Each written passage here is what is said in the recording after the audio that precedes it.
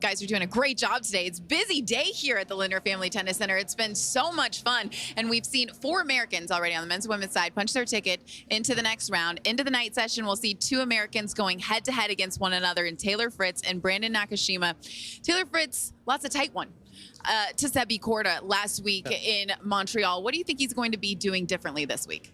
Well, I'm going to kind of give him a little bit of a clean slate this week. I think coming from Paris over to the hard courts, maybe the movement, everything wasn't quite 100% there. Maybe the ball striking, even though he did look great in his opening round, Sebi just a little bit too sharp, coming, of course, off that win in D.C. So I think Taylor should just kind of toss that out. He's now had enough time to acclimatize, get used to his movement, start moving a little bit more aggressively out there on the hard courts, and expect Taylor to kind of play his normal level out there. So I don't think he should be too worried about the previous result in Toronto, and I think these conditions are actually better for him as well. Why do you say these conditions are better for him?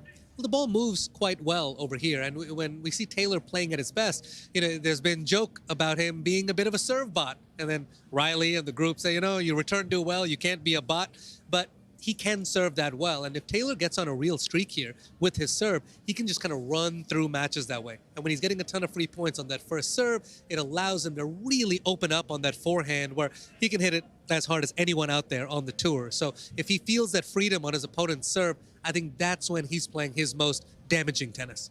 Let's talk about Brandon Nakashima for a moment, because his confidence seems to be growing and growing. Has played a lot of matches, having gone through qualifying at several tournaments. So he's winning a lot, and you can see it in his persona when he comes and sits next to you at the desk. Tonight, what is the most important shot for Nakashima? I'm glad you touched on his self-belief there, because he jumped up the rankings, then he had a bit of a drop, and now he's finding his way into some really beautiful tennis again. That match against Tommy Paul last week, absolutely fantastic. So the self-belief will be important. But as far as the shot is concerned that you're talking about, I think it's the serve.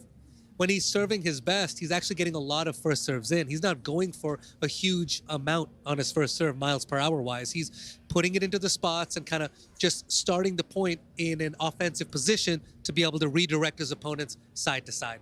I think he needs to serve over that 72% mark, try to get it close to 75. That's a very high number. But if he gives Taylor Fritz too many second serves, I think that's where Taylor can really have the edge. As it is, Taylor's just a bigger server. But if Brandon gives him too many looks, he's going to open up his return games quite a bit. It's a little bit different. We group Tommy Paul and Taylor Fritz together because they are top Americans, right? And we saw Brandon Nakashima knock off Tommy Paul in Montreal last week, but he actually led the head-to-head going into that one. A little bit different scenario here against Taylor Fritz. He's lost the 2 previous times that he's ever played him before.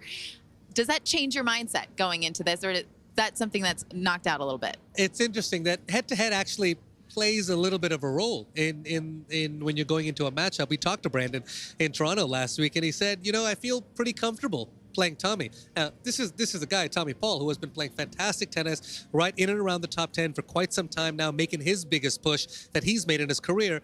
And you go into a player like that feeling pretty comfortable, that means the head-to-head definitely plays on your mind walking into a match. The opposite will be true here. He's not going to feel comfortable playing Taylor because he hasn't been successful against him in the past. So he's going to have to shift some things up. I don't think as good a matchup for Brandon coming in against Taylor Fritz. But the good news is he does have that confidence that he's been playing well. He's putting up match wins on the board. And he does have that win over Tommy. So he's going to have to not lean this side and lean this side.